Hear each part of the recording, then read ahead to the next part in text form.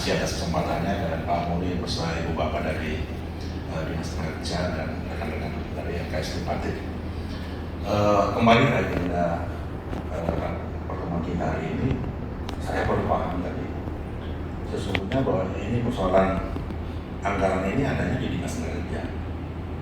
Yang mencoretkan tadi disampaikan Pak Muli adalah di OPD-nya. Di DPR kan tidak ada masalah. Nah ini makanya nanti mohon di Dinas Tenaga Kerjanya yang coba didiskusikan di dalam kenapa ini dicoret gitu, sehingga kita tidak bertanya lagi gitu ke Dewan ya. Dan saya yakin bahwa kalau memang tadi Pak Amang sudah sampaikan, berarti ada dukungan penuh dari Dewan terhadap kegiatan ini. Dan ini kita sampaikan lagi bahwa mohon Pak Muli mungkin mohon maaf sebelumnya itu dapat dimasukkan kembali anggaran tersebut, dan jika perlu disampaikan lagi ke Dewan ya silakan. Tapi dari LKS Tripartit Kota Batam mohon itu bisa dikembalikan anggarannya. Yang kedua tentang tadi K3 yang Pak Amang sudah singgung. Nah ini kembali lagi kepada hubungan kerja Dinas Tenaga Kerja dengan provinsi. Ya ini jadi jujur aja beberapa hari waktu terakhir ini kan kecelakaan kerja itu meningkat, itu sama-sama tahu kalau kita baca di media ya, kita lihat itu informasi-informasi yang ada. Dan memang Bapak betul tadi menyampaikan bahwa pengawasan itu minim gitu. Nah pengawasan sendiri ada di provinsi. Nah provinsi sendiri jujur aja ramenya itu baru ada hari ketiga nasional ya, kita dicari-cari. Nah, jadi ini menjadi perhatian kita bersama. Ini gimana pengawasannya kalau memang kita di industri Batam ini paling banyak, bagaimana caranya supaya itu berbagi. Kota Batam juga punya kewenangan untuk mengawasi. Nah sekarang pengawasannya provinsinya kapan datangnya gitu. Nah ini suatu persoalan Pak, sehingga apabila ada kecelakaan kerja di perusahaan sudah jadi kecelakaan baru turun Pak. Jujur aja, di tempat saya ada satu kejadian Pak. Saya belum perkenalkan diri. Saya Sony Pak, dari Himpunan Kawasan Industri. Nah, tempat kerja saya di kawasan industri Terpadu Kabil, di Kabil Pak. Memang terakhir itu ada satu kejadian di sana sehingga turun pengawasan dari bidang pengawasan dari Dinas Tenaga Kerja. Tapi kalau bicara dalam satu konteks pengawasan, ya ini perlu menjadi perhatian kita bersama, gitu Pak. Nah itu jadi saya mungkin tambahan saya seperti itu. Yang mohon maaf kalau ada yang kurang benar. Ya, terima kasih. Baik, terima kasih Pak Sony atas respon dari diskusi kita. Jadi mungkin sedikit saya coba mengklarifikasi mereka. Ini mungkin agak sedikit lari Pak, tapi ada kaitannya karena kebetulan saya lihat dari Apindo ada, dari AKI ada, Kadin juga ada, dari Disnaker ada. Ini menyangkut Pak, menurut Bapak Ibu yang saya sebut tadi, kira-kira Pak, tingkat pengangguran di Batam itu naik atau tidak gitu loh Pak? Gimana? Paling tinggi se-Indonesia ya, karena saya juga merasakan itu. Saya memang anggota dewan, tapi saya lihat orang yang minta tolong kerja itu makin banyak gitu loh. Dan mereka rata-rata orang-orang Batam asli yang tidak bekerja. Betul Bu. Karena kita beberapa perusahaan karena keluarnya pengawasan selain K3 itu pengawasan tentang tenaga kerja yang masuk ke wilayah Kota Batam, terutama warga negara asing yang menempati posisi-posisi yang harusnya bukan orang asing.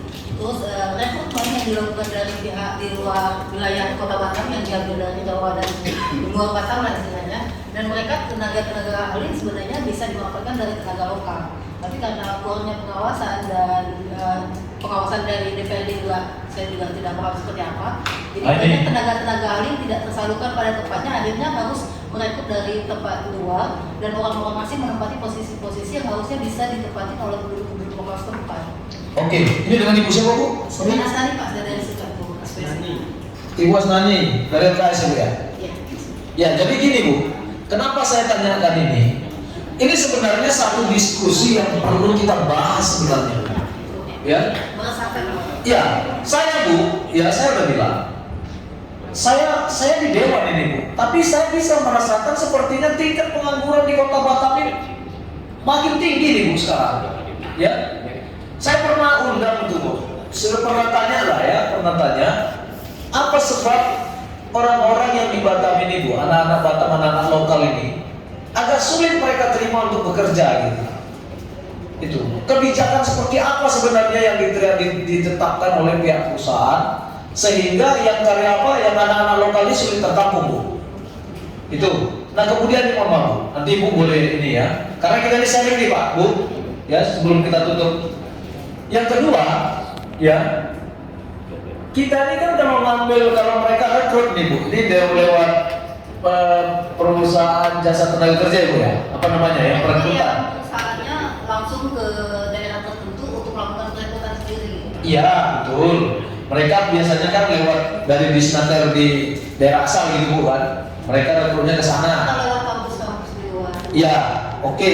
Nah maksud saya Bu, sementara orang yang datang ke Batam ini, ya Bu ya, bertambah di luar daripada anak-anak Batam ini yang sudah selesai sekolah Bu. Iya benar. Nah ini Bu ya, saya khawatir nanti setelah tamatan ini Bu, yang bulan Juni nanti, ya banyak yang untuk mencari kerja ini, saya yakin ini tingkat pengangguran akan semakin tinggi lagi.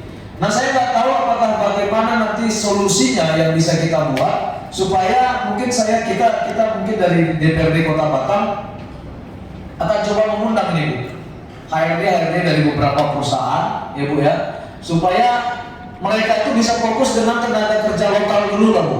Jangan kita ngambil dari mana-mana ya, sehingga yang di sini ini kita lupakan gitu Bu. Nah yang terakhir Bu ya, saya pernah dengar alasannya begini, kalau anak lokal itu Bu, katanya nih, jika saat demo ini duluan Bu, paling depan semua nih, paling depan. Makanya bagaimana nanti bisa kita buat satu kerjasama Bu, artinya satu jaminan dari DPRD Kota Batam ini ya, agar hal-hal yang begitu itu kita minimize Bu. Jangan sampai, karena ini berimbas kepada orang-orang yang betul-betul ingin kerja Bu. Mereka ingin kerja membantu orang tuanya karena sekian tahun sudah dibiayai sekolah untuk bantu adiknya gitu. Tapi saat ini sangat kesusahan mereka untuk mendapatkan lapangan kerja gitu. Jadi ini dari pihak Disnaker, ini kebetulan dari Disnaker, dari ini ya, dari apa namanya, dari mediator aja ya Pak ya. Ya.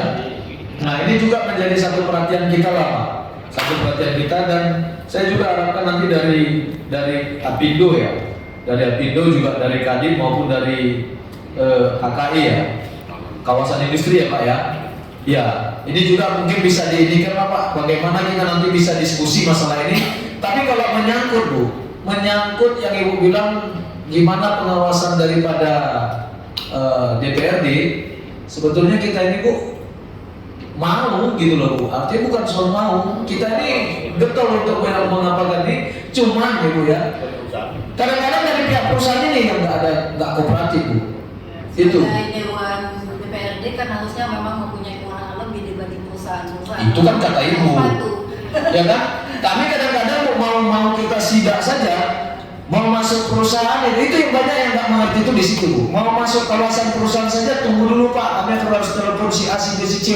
Bahkan kami sering dibenturkan dengan, mohon maaf ini, dengan kepolisian atau apa gitu. Ini kan salah Bu. Kita itu kadang-kadang ini Bu, kita mau cari solusi atas kejadian-kejadian yang seperti ini di Kota Batam. Kita nggak mau tahu dulu lah Bu yang luar, bukan kita mengambil gitu, enggak. Tapi ini kan kewajiban kami Bu untuk masyarakat Batam ini, khususnya anak-anak yang sekolah di sini gitu. Itu. Ini tahun ini nanti kita bisa lihat Bu. Juli nanti kita bisa lihat bagaimana lebih parahnya lagi. Sehingga ini dijadikan orang yang Bu ya, kadang-kadang menjadi ajang penipuan Bu. Ya kan? Dibuat penerimaan ternyata nggak ada gitu. Dibuat di media sosial tentang perekrutan operasi produksi itu, akhirnya data pribadi tersebar padahal mereka sebenarnya tidak direkrut sama sekali.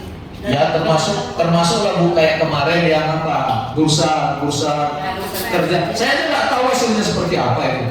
Ya kan, sekian banyak dibuat itu lowongan apa, kirim lowongan, ada yang online, ada yang fisik. Ada yang bursa kerja itu aja Bapak bisa lihat tahu berapa banyak pengangguran yang ada. Nah itu Bu, tapi kalau nanti saya ngomong sendiri kayaknya dibilang saya Nah, itu.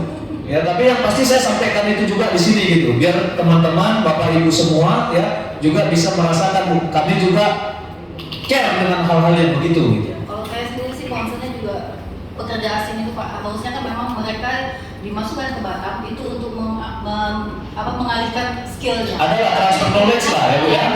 Tapi yang terjadi ternyata memang mereka bekerja di sini, sedangkan knowledge mereka sendiri sebenarnya jauh di bawah knowledge kawan-kawan kita yang ada di Batam. Ya kadang-kadang ada juga salahnya Bu. Ada Ada salahnya. Kami pernah dapatkan yang kayak gitu. Kadang-kadang orang Indonesia-nya juga yang bego. Dia mempertahankan itu gitu loh supaya posisi dia tak bergerak. Kan begitu Bu. Kita tahu lah yang gitu-gitu itu Bu.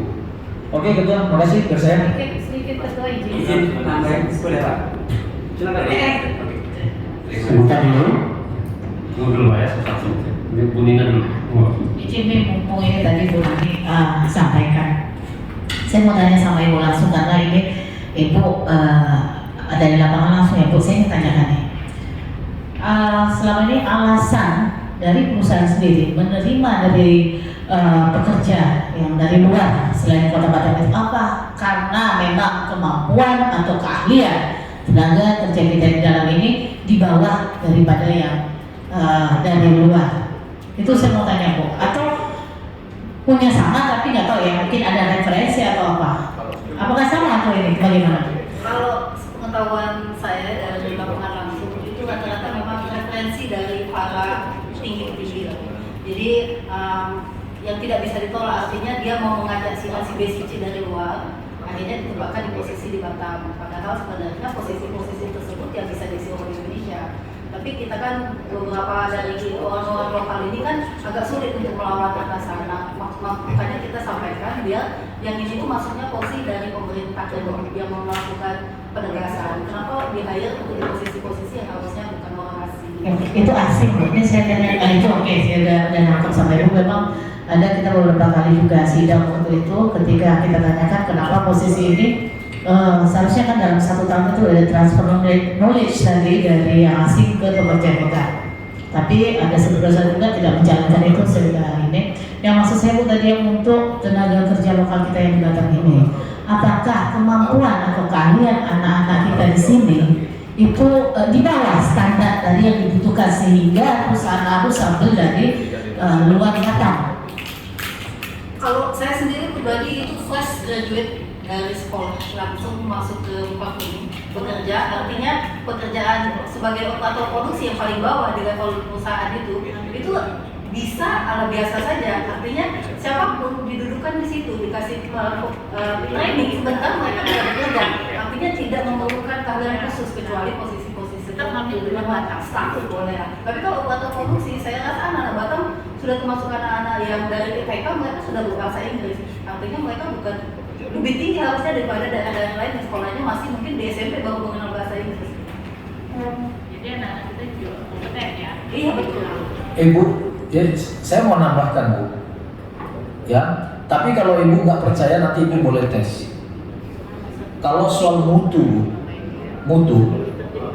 ya, kadang-kadang memang tenaga kerja lokal ini jauh dia di bawah daripada yang dari luar Batam.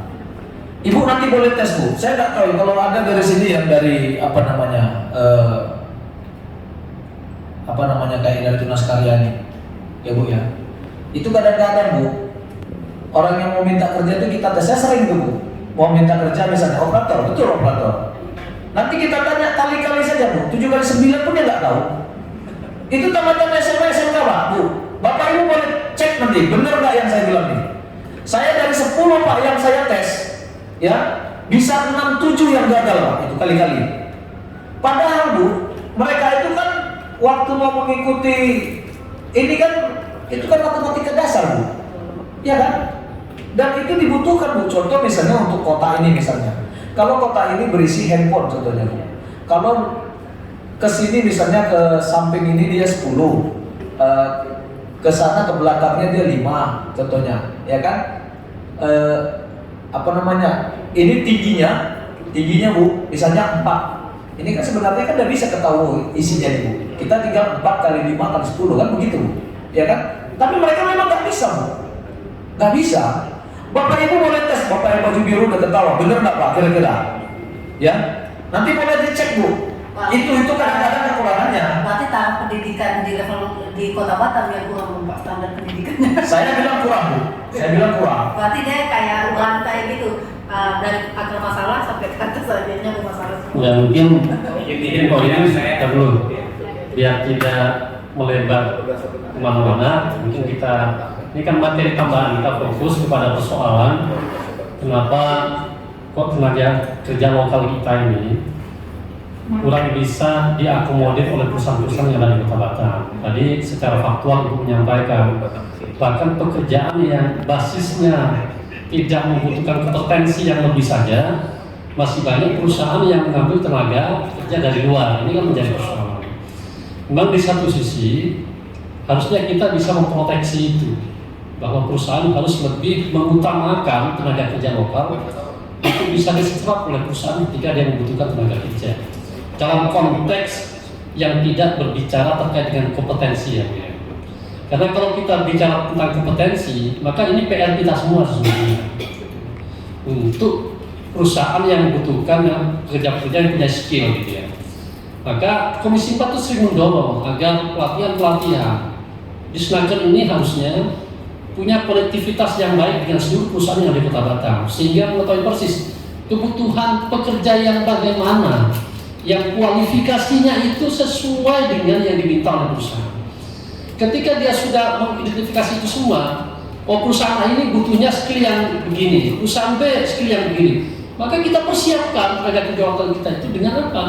Dengan cara pelatihan-pelatihan yang kita adakan, sehingga dia outputnya dari pelatihan itu betul-betul setelah selesai pelatihan langsung bisa diserap oleh perusahaan-perusahaan yang ada di Kota Batam. Ini PR kita juga sesungguhnya ini.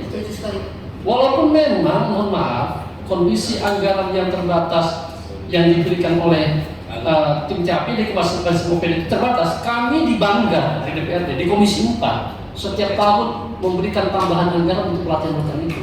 Untuk apa ya? Untuk peningkatan kompetensi, agar pengangguran ini bisa sedikit demi sedikit bisa terentaskan, agar skill dari tenaga kerja kita bisa meningkat sehingga sesuai dengan kebutuhan perusahaan.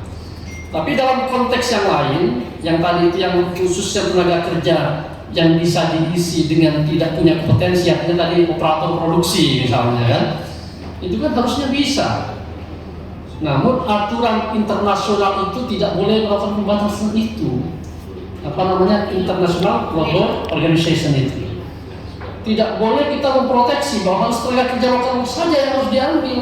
Ini harus terbuka semuanya untuk seluruh daerah, bahkan secara internasional. Namun harusnya memang di posisi lain ada kebijakan lah tersendiri. Kalau bicara misalnya nih, kita bekerja di Batam, maka kalau kita mau berzakat itu harus untuk orang Batam, tidak boleh dibawa keluar. Nah sekarang investasinya di Batam, usahanya di Batam, ya kalau bisa orang lokal dulu lah yang diambil. Itu yang harus dilakukan oleh perusahaan-perusahaan. Cuman kita tidak bisa membuat regulasi itu karena terbentur dengan regulasi yang internasional itu yang tidak membolehkan itu. Tapi kan kita bisa ambil kebijakan maksudnya bahwa yang lokal itulah yang diutamakan. Yang paling tidak ketika memang harus dicari yang qualified, testingnya harus fair, jangan tiba-tiba langsung aja datang dari luar daerah, masyarakat setempat tidak mengikuti tes tersebut. Nah, itu lagi ini kan masukan baru bagi kita. Ternyata yang di luar juga tidak melakukan itu, gitu kan, langsung masuk. Sementara yang di kita sudah tes juga, padahal kan basic sekali itu, bisa diajarin yang gitu-gitu kan. Ya. Baik, sebentar. Sebelum itu tadi Pak Bobi sudah dari tadi bilang sama saya mau nambahkan gitu aja. Silakan Pak Bobi. Sebentar ya dulu, sabar dulu ya. Assalamualaikum warahmatullahi wabarakatuh. Silakan. Yang mau saya tanya itu kan kalau biasanya yang namanya UMKM itu kan selalu dapat support tuh Pak, dapat dukungan ya.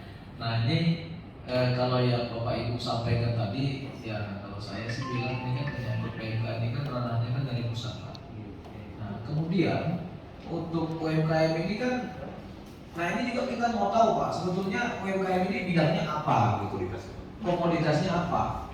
Makanan Pak, keripik. Tapi masa iya Pak kalau keripik itu dari sini keluar itu harus kena pajak? Karena saya maaf ya Pak ya, yang saya jaga itu tadi saya bilang begini Pak, kalau misalnya kayak tas, baju, sepatu gitu kan. Karena memang itu dulu Pak, waktu belum berlaku PMK itu booming itu Pak terus memang, makanya dari apa namanya penjual online itu yang dari sini itu gila-gilaan kan gitu Pak. Nah itu, tapi masa iya keripik juga kayak gitu Pak? Iya Pak, betul. Tapi kan kalau keripik kuantitasnya sedikit kan memang nggak kenapa. Kuantiti kita kan banyak. Lah ini kan sekarang gini Pak, masalahnya bukan soal sedikit banyak. Kita malah kan kalau yang namanya UMKM kan kita kan mau meningkatkan Pak. Nggak mungkin pula kita mau batasi produksinya sekian ya biar bisa keluar kan nggak mungkin Pak. Kalau bisa banyak gitu kan, kalau memang masih bisa dikeluarkan dengan apa namanya jumlah yang banyak ya nggak ada masalah saya rasa kan. Tapi nanti kita cuma tanya dulu ketua di Sperindak kan. Nah, kalau menyangkut yang begitu ya Pak ya, artinya hal-hal yang demikian itu mungkin kami masih wajar kami tanyakan Pak, ya kan? Ya kita juga nggak mau apa namanya dengan permohonan kita ini ada peluang nih Pak, peluang dalam tanda petik yang dimanfaatkan. Kita juga nggak mau Pak. Kalau memang dia karena memang seperti makanan apa itu tadi, kami rasa kami masih bisa Pak menanyakan nanti yang kedua ya. Kalau menyangkut yang begitu Pak. Jadi itu aja mungkin Pak. Ya, memang ini